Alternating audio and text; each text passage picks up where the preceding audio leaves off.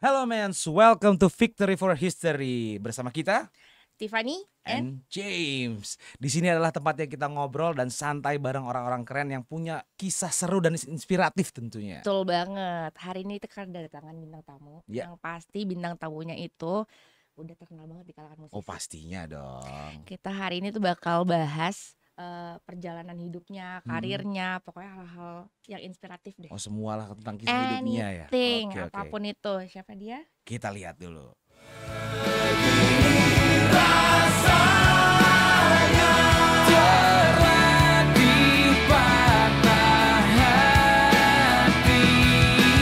Halo Mas Halo, Indra. Mas Indra. Halo Tiffany, James. Apa kabar Mas? Kabar baik, makasih udah diundang kemari. Thank you banget udah Makasih, datang ke thank you acara banget kita. udah datang ke sini.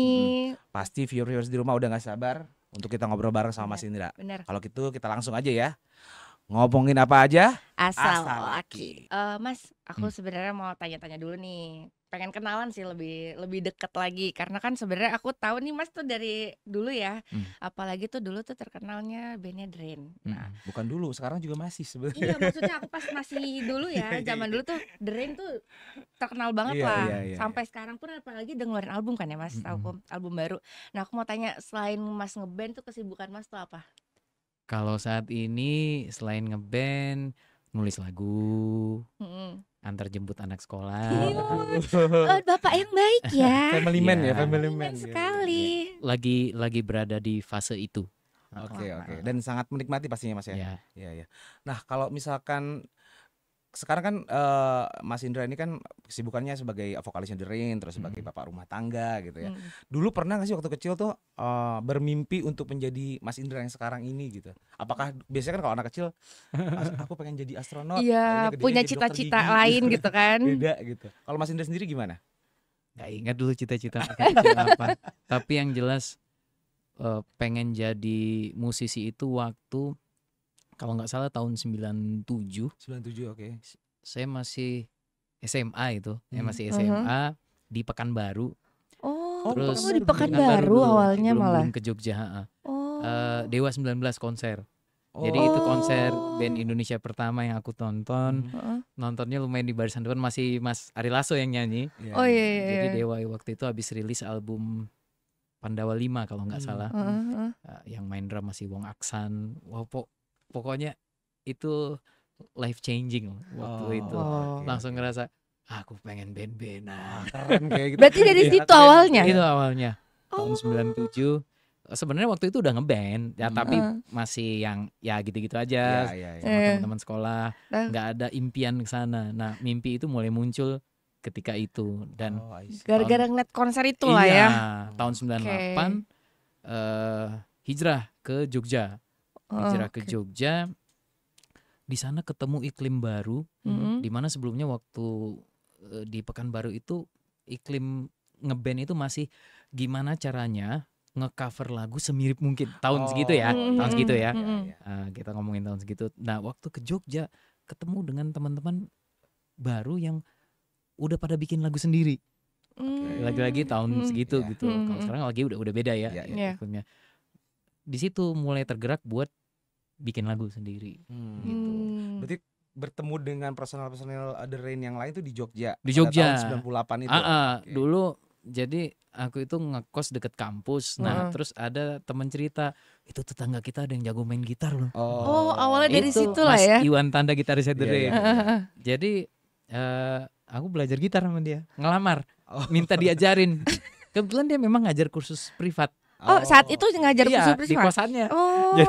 Jadi dari Seru kosan ke ya. kosan belajar, terus akhirnya diajak ngeband, terus aku ngeliat dia banyak bikin lagu sendiri. Oh. Saya tuh, wah gila nih orang udah bikin lagu sendiri ya.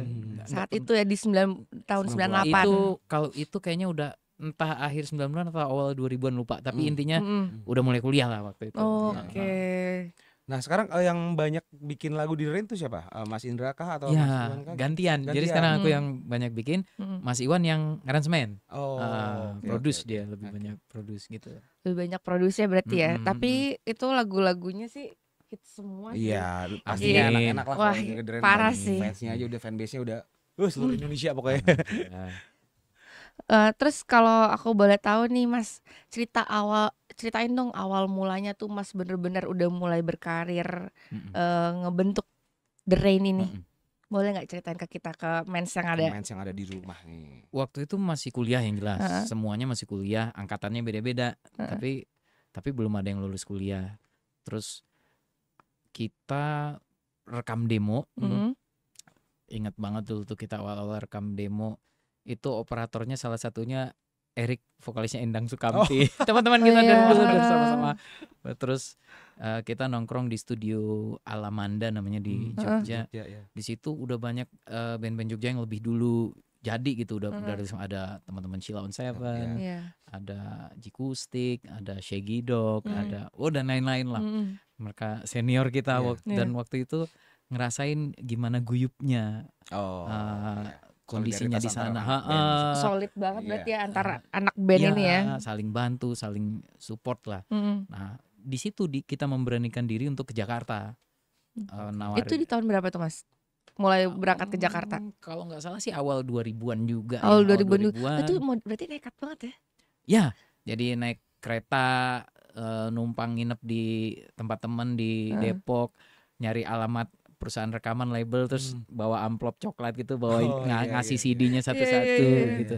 Belum jangankan Instagram atau TikTok, YouTube aja belum ada ya waktu Iya itu. bener, Jadi industri musik itu masih sangat didominasi oleh label dan media, Betul. media Iya. mainstream. Iya. Jadi ya caranya biar bisa rilis karya ya waktu itu salah satunya Begitu, ya. ke Label-label itu. label.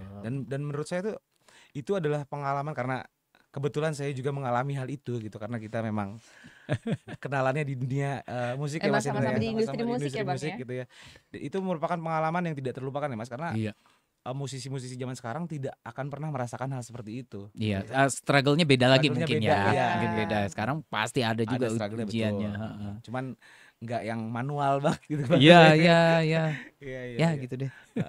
Terus Mas Indra kan ini udah puluhan tahun di industri musik Indonesia ya dan pasti udah panggungan udah ribuan kali ya. Iyalah.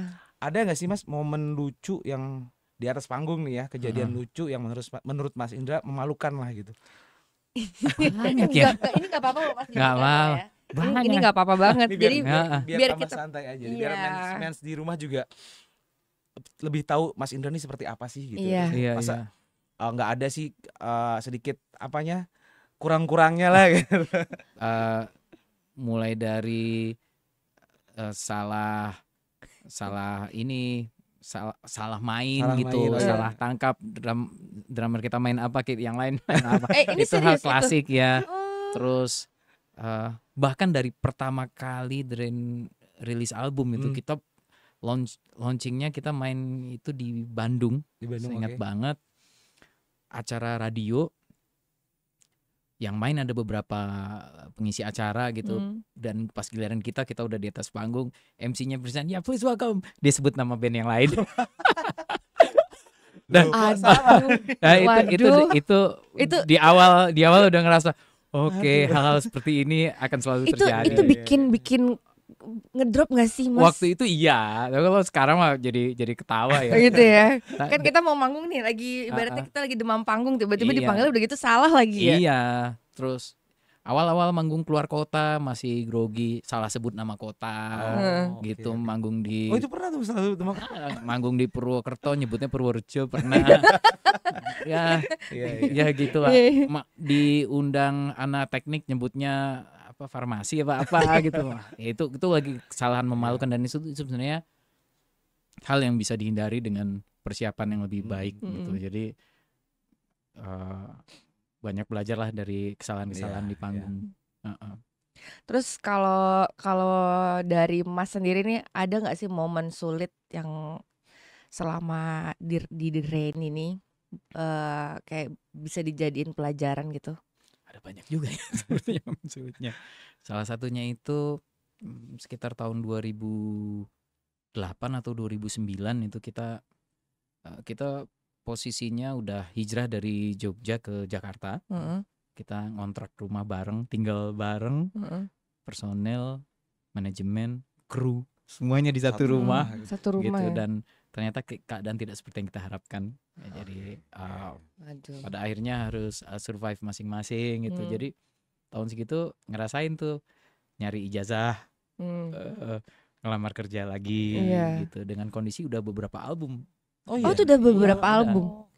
Udah 3 album kalau nggak salah, apa 4 ya. Ya pokoknya udah established lah si Drain-nya, ya kan? ya, Tapi ya. ternyata keadaan Ya. tidak seperti yang diharapkan gitu. Betul. Dan kalau kita ngeluh mau sampai kapan mau ngeluh. Betul. Jadi ya akhirnya gitu. Jadi saya sempat ngantor habis itu. Ternyata ada pasang surutnya juga ya. Iya. Kayak gitu ya di Ya, industri sama musik seperti juga ya. kehidupan lah, pasti ada pasang surut. Iya, Ya. ya dan Kirain kan namanya kalau udah di industri musik ya udah gitu iya, kan. ya begitulah. Ya apalagi maksudnya kan mungkin mens di rumah berpikir kalau misalkan band-band yang sudah ngeluarin album, yang sudah established, yang sudah manggung di mana-mana pasti settle lah gitu kan. Ternyata enggak juga gitu ya kan.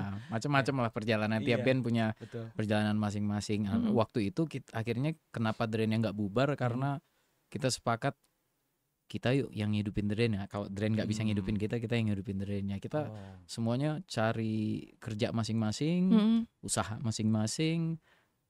Tapi kita masih ketemu terus latihan, bikin lagu. Solid banget. Jadi usaha masing-masing itu untuk menghidupi si Drain-nya terus. Iya. Betul. Rilis karya tetap,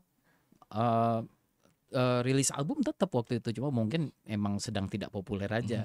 Sampai tahun 2013 ketika kita rilis single Terlatih Patah Hati. Iya. Oke. Pecah tuh ya. Pecah langsung. Gokil sih. Iya, tapi kalau menurut aku sih hebat loh, baru maksudnya udah album keempat terus maksudnya tidak seperti yang diharapkan tapi masih solid Masih gitu solid. bandnya. Itu jarang terjadi. Biasanya kalau band-band pada umumnya gitu udah ngeluarin beberapa album tapi nggak sukses lah gitu ya, biasanya bubar gitu. Iya, bener Cuman banget. hebat banget Drain. Amin, kasih. Dalam perjalanan hidupnya Mas Indra nih ada nggak sih momen atau Mas Indra pengen mengulang momen hidup itu di mana Mas Indra menyesali mengambil suatu keputusan? Wah, ini Berat ya. Berat ya Mas ya. Tarik napas dulu boleh? Tarik napas, buang gitu. ada masa-masa di mana mungkin kita menyesali keputusan di masa lalu, tapi akhirnya seiring waktu ya kita menyadari bahwa mencoba atau berkeinginan untuk mengubah masa lalu itu adalah hal paling buang waktu, Iya, karena dan nggak nggak akan mungkin bisa. juga, ya. Iya, Nah, benar gitu. banget. Jadi syukurlah udah melewati masa-masa itu. Iya.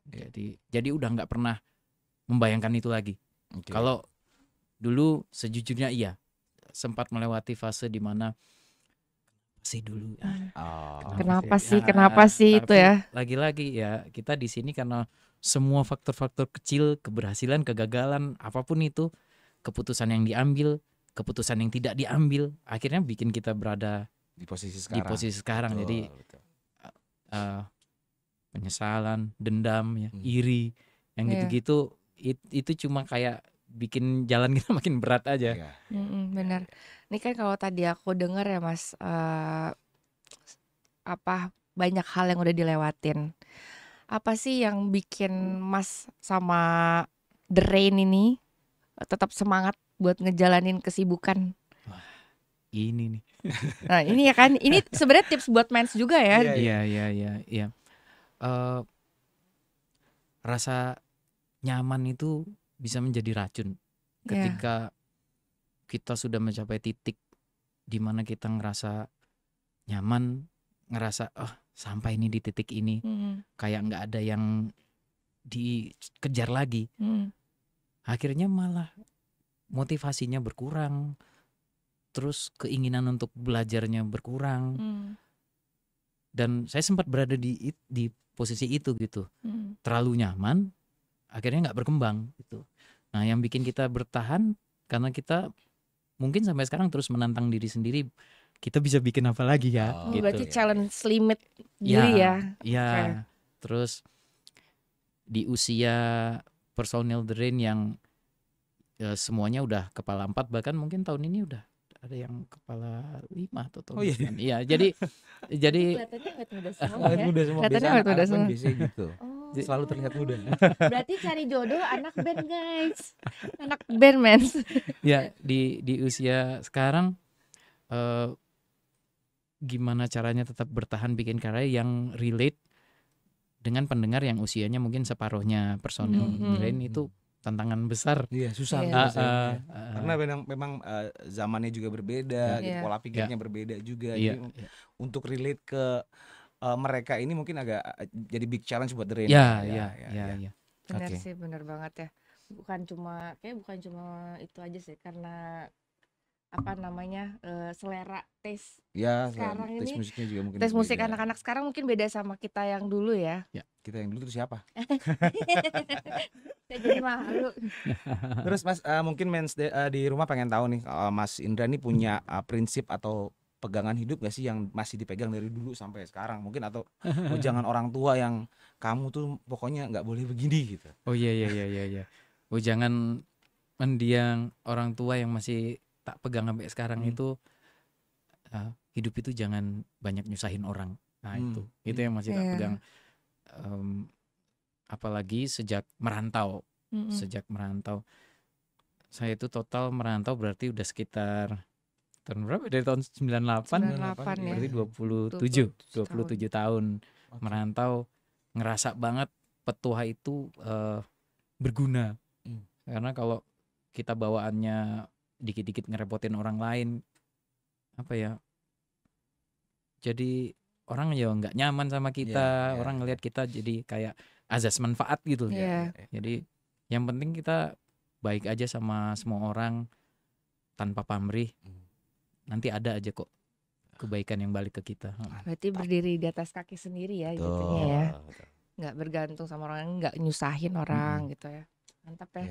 Nah, kalau aku ini sih ya Mas, mau nanya tipsnya. Ini buat mens yang lagi nontonin kita. Tipsnya tuh buat misalkan mens yang lagi mulai berkarir di industri musik, atau enggak memang dia bingung apa namanya, kehilangan arah soal masa depan gitu. Kira-kira itu ada tipsnya nggak sih dari Mas?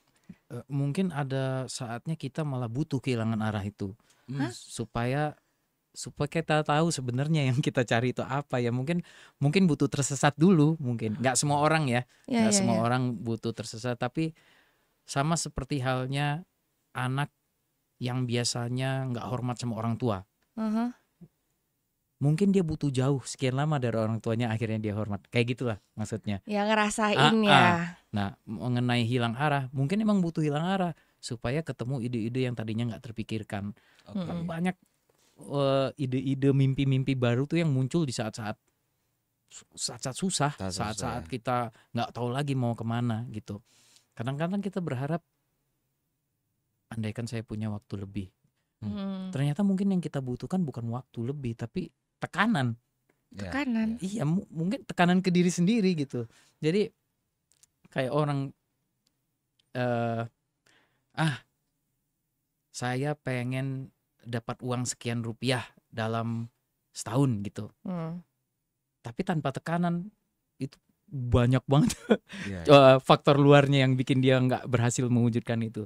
Tapi kalau dia ditodong nih, kamu bikin segini dalam tahun, kalau enggak konsekuensinya ini, biasanya akan lebih kesana kemari. Jadi ketika tekanan itu nggak ada dari luar, kan gimana caranya kita bikin tekanan ke diri sendiri. Ya. Jadi kalau misalkan kayaknya mungkin kalau misalkan kita paksa untuk melakukan sesuatu karena keharusan, itu biasanya bisa karena kita terbiasa fokus banget gitu. Iya. Nah, Mas Indra kan sekarang kalau bisa dibilang living the dream nih ya. Amin. Living the dream buat kebanyakan mens di rumah gitu ya, yang pengen jadi anak band, pengen jadi vokalis band gitu. Nah, impiannya Mas Indra mungkin sama The Rain kan sudah tercapai nih ya. Ada nggak sih impian lanjutan setelah itu buat The Rain nih, apa lagi gitu, atau mungkin buat personalnya Mas Indra sendiri, gue masih punya mimpi apa lagi yang harus gue capai gitu?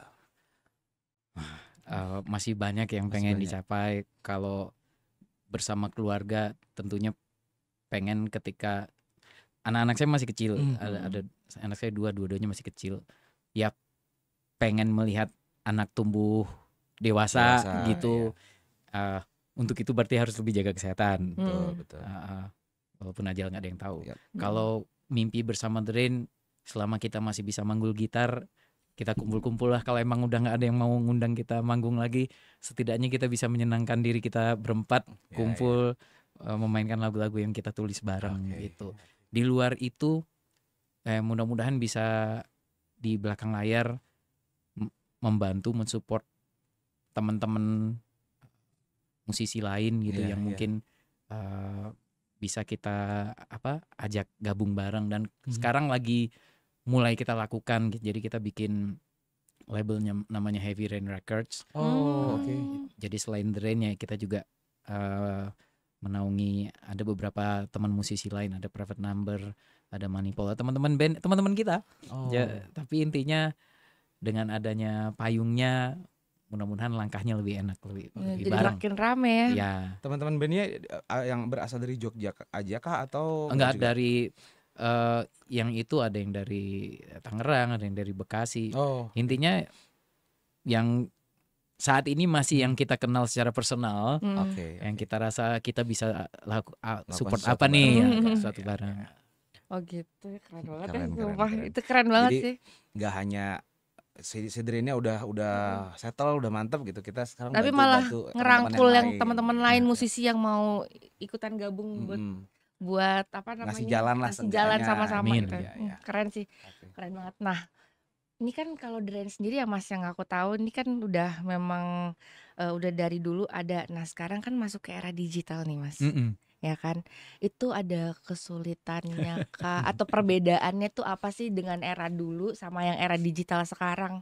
Saya ingat banget bahkan dulu waktu awal-awalnya ada Twitter itu ya. Saya tuh yang bikinin tuh orang lain ya, timnya itu. Karena dulu kami memang nggak ke sana ketertarikannya gitu. Ternyata ya memang tak terhindarkan ya, harus mau ya. nggak mau harus Kita channel YouTube itu yang bikinin teman kita gitu. Akun Instagram juga dibikin, kayaknya ya gitu deh. Tapi akhirnya ya sekarang kita maksimalkan. Kalau kagok awalnya ya sempat ngerasa we're too old for this. Cuman ngerasa gitu ya waktu yang TikTok. Tapi ternyata kayak TikTok kan isinya bukan hanya joget-joget aja, banyak hal lain gitu. Jadi bener banget. Ya itu akhirnya oke, yuk kita bikin. Berarti kan bisa jadi wadah ajang promosi juga dong ya, gitu secara tidak langsung. Terus berarti kalau sekarang ini kan di era digital ini, kalau misalkan kan Mas sudah melewati masa-masanya nih sampai ke era digital ini. Kira-kira kalau buat teman-teman yang sekarang mau mulai bermusik, mau mulai mencoba nih, atau memang lagi di kondisi sekarang, kan pasti Mas karena udah pernah ngerasain di tiap era itu. Kira-kira ada nggak sih kayak tips and triknya ya buat bermusik di era digital ini? Saya justru butuh ini. Kita butuh. Kami lumayan kehilangan arah nih di era digital karena saking banyaknya cluttered. udah begitu banyak. Bahkan yang kita lihat gitu, teman-teman musisi yang baru rilis sekarang, begitu susahnya mereka bahkan untuk sekedar didengar, untuk sekedar diketahui ada. Karena dalam sehari mungkin bisa puluhan atau ratusan rilisan single baru gitu. Begitu rebutannya buat bisa terdengar. Cuma akhirnya kan ada berbagai cara lain itu akhirnya memanfaatkan berbagai konten-konten yang lagi trending di TikTok, di Instagram, di media sosial lah. Akhirnya apa istilahnya, riding the wave ya. Seperti itu ya. Kalau The Rain sampai saat ini masih agak old school, masih belum yang riding the wave banget. Masih lewat karya gitu. Tapi buat teman-teman yang sekarang, kami yakin ini kondisi yang seru dan menantang. Sekaligus menantang. Ya karena mungkin dalam era digital ini ya, kita buat lagu itu semakin gampang, untuk rilis itu semakin mudah, tapi kompetisinya semakin gila-gilaan karena mudah ini. Jadi banyak banget band yang ngerilis single tiap hari dan segala macam lah gitu. Jadi untuk jadi satu yang menonjol itu butuh effort yang lebih gitu dari bandnya. Banyak fenomena niche. Jadi seorang artis dia sangat gede di komunitasnya, di followersnya, dia, semuanya pada tahu karyanya dia, tapi begitu dinaikin skalanya lebih besar, yang di luar skala itu nggak tahu sama Nggak tahu sekali. sama sekali ya. Nah, Oh, malah itu gitu makin ya. banyak fenomena Iya, seperti itu betul, sekarang. betul. Tapi ya mungkin itu yang harus dilewati. Mungkin harus Heeh. circle-nya ini yang harus terus dibesarkan mungkin Iya, pada iya, akhirnya. iya. Kalau dulu kan memang nongol sa-Indonesia Iya, ngerti. Tahu, langsung ya. boom Sa- gitu kan. Satu Indonesia Iya, tahu, benar. nanti yang tahu ini pada milih. Saya suka yang ini, saya nggak suka yang ini. Kalau sekarang emang harus dari circle-nya pelan-pelan gitu. Gitu ya. Harus seperti itu sekarang. Iya, iya. Caranya berbeda ya Mas. Caranya ya. Ya kalau dulu kan kalau lagi naik semua satu Indonesia juga tahu. Karena kan Iya. dulu eranya di TV gitu Iya, kan, iya. terus di Iya, iya, radio. iya, benar. Sekarang ini nih udah nggak terlalu nih Iya, TV iya. radio nih eranya ya digital platform gitu kayak Community PSP, base. ya betul. Nah, itu kayak kalau kita ngomongin tadi udah kita ngomongin soal musik terus soal perjalanan hidupnya Mas Indra. Nah, sekarang saya mau tanya nih Mas, ini nggak serius sama sekali. Ini seru sih nih kalau ini. Tapi mungkin diseriusin ya. Oh, iya. Hobinya Mas Indra tuh apa sih? Yang sekarang lagi digeluti nih. Wah ini Heeh. masih bikin lagu. Masih bikin lagu. Ngulik terus ya. Maksud selain lagu nggak ada tuh Mas maksudnya? Apa? Hobi di luar Yang mau musik. koleksi gitu ya. Oh. Nah, itu kan fase kan ya James ya. Kebetulan dulu sempat ngelewatin fase mengoleksi komik jadul. Oh. Sempet. Jadi oke, ada oke. komik-komik Eropa kayak Tintin gitu, tapi Iya, yang iya. cetakan pertama. Oh iya. Karena masa kecil. Dulu waktu Dapet tuh, Mas, kecil cetakan pertama. Itu kan ya cetakan pertama bahasa Indonesia ya hunting. Oh. Bertahun-tahun itu bisa hunting ke loakan. Jadi kalau dari manggung di kota mana tak cari loakan terdekat, nyari komik-komik jadul. Tapi akhirnya satu persatu tak lepas, tak jual karena makin lama makin merasa ketergantungan sama hobinya gitu. Oke, oke. Akhirnya bukan jadi hobi lagi, kecanduan Jadi jadinya. kecanduan. Tapi Tapi kalau kayak misalkan koleksi komik gitu emang ada komunitasnya Mas? Atau waktu itu saya nggak ikut komunitas Nggak ikut. apapun sih. Oh. Ya hobi aja. Terus yang ya biasa kalau cowok kan action figure kan. Iya, iya. Nah itu sempet juga tuh. Wah kalau itu sampai akhirnya tak jual-jualin. Action figure-nya apa tuh Mas kalau boleh tahu dulu? Kalau dulu yang lawas-lawas juga ya. Jadi film-film jadul yang ada action figurnya E.T. Yang gitu-gitu deh. Jadi awalnya gini, beli dipajang. Senengnya 2 minggu tuh. 2 minggu diliatin terus besokannya beli lagi. Kok beli lagi? 1,5 minggu senengnya. Oke. Terus beli lagi yang berikutnya, seminggu doang senengnya. Lama-lama sampai habis beli, keesokan harinya udah pengen beli lagi gitu. Oh. Candu juga ya berarti ya? Candu juga. Ya, Candu. intinya apapun ya. Iya, Apapun. Hobi Iya. kalau udah jadi kecanduan, akhirnya hobinya yang menguasai kita. Padahal hobi itu kan harusnya sarana buat ngelepasin stres. Iya, benar. Malah bikin stres, bikin kecanduan. Oh, belum beli nih. Nah, berarti Belum, sayanya koleksi yang terbaru nih belum nih. sayanya yang kelewatan waktu itu. Nggak ada yang salah dengan punya hobi tentunya. Betul. Dengan mau ngeleksi. Nah, sayanya yang salah.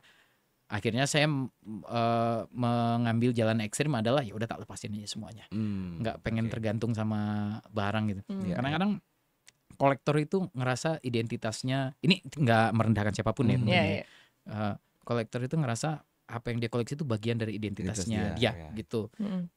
Padahal identitas Padahal kita tidak ditentukan oleh apapun yang kita punya kan, apapun itu. Iya, iya. Benar, Padahal kan benar. judulnya hobi sebenarnya harusnya menyenangkan. Ah iya, Benar, iya, iya. iya, Ini gitu. malah hobi jadi kok gue mumet sendiri gitu kali ya. Iya, karena kecanduan dikit apa, wah ini nih. Memang semangat ngumpulin itu jadi passionate ya Iya, orang Iya, bilang. iya. Tapi kok kita malah dikendalikan sama ini Iya, nih iya. gitu. Iya, benar. Ya udah. Kalau ini ada hobi beli alat musik nggak? Kan Sempet biasanya juga. kalau musisi itu kan Sempet juga. biasanya Waktu Covid tak jual-jualin BU. apa tuh Mas kalau boleh tahu dulu? Iya, iya dulu kok biasa gitar, Gitar. gitu. Nyari Tapi- dong ya kemana-mana berarti. Iya, ya. Tapi pada akhirnya alat musik is a tool, Iya. ya alat Wah, musik Iya benar. gitu. Ya udah gitu. Sekarang saat ini saya cuma punya 2 gitar. Oh cuma 2 2 gitar. yang sering dipakai manggung buat Ya, Manggung. ya. buat manggung Oke. bikin lagu gitu. Ya, Ya, karena- nanti mungkin nambah lagi tapi intinya udah nggak kayak dulu Kayak lagi dulu yang ya, Iya, koleksi banyak. ah. Nah terus aku mau nanya sih Mas, ini pertanyaan terakhir sih dari aku. lagu The Rain apa yang berkesan di hidup Mas Indra? Selain terlatih patah hati. Iya, iya. Susah Itu nih. tuh kalau itu lagu favorit saya tuh. Iya. Ada judulnya Terjebak Bersama. Terjebak Terjebak bersama. bersama. Oke. Nggak terlalu populer lagunya. Yang tahu mungkin teman-teman The Rain Keepers, fansnya The Rain, dan sebagian orang di luar circle-nya The Rain Keepers. Lagunya bikinnya buat anak-anak The Rain gitu, buat Oke. Mas Iwan, Mas Ipul, Mas Aang.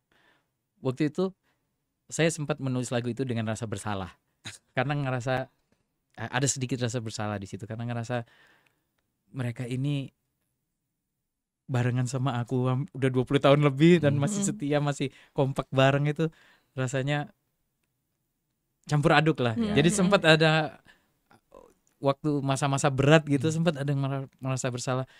Apakah saya membawa mereka ke jalan? Tapi sebenarnya enggak kan. Sebenarnya itu kan pilihan masing-masing kan kita membawa. Tapi lagi-lagi manusia ya. Iya, benar. Ada perasaan itu, dan perasaan campur aduk itu melahirkan lagu Terjebak Bersama. Oke. Ada liriknya, kadang kau membenciku, aku pun begitu. Dan kita masih tetap di sini tertawa di ujung hari. Gitu. Kita saling suka benci tapi ujungnya kita tetap kumpul. Relate ya berarti ya. Iya. Seru Oke, banget seru sih. banget Obrolan kita hari ini, Mens ya, sama Mas Indra. Kita jadi belajar banyak tentang kehidupan Mas Indra secara personal sebagai vokalisnya The Rain juga, pengalaman hidupnya yang dari The Rain bukan siapa-siapa sampai sekarang jadi sebuah history, bagian historinya Indonesia. Dari tahun 98 sampai sekarang masih eksis banget. Betul. Nah, Mas Indra, kita mau ucapkan terima kasih banget Mas Indra. Terima kasih banyak Mas Indra. Kita resources dari Match TV.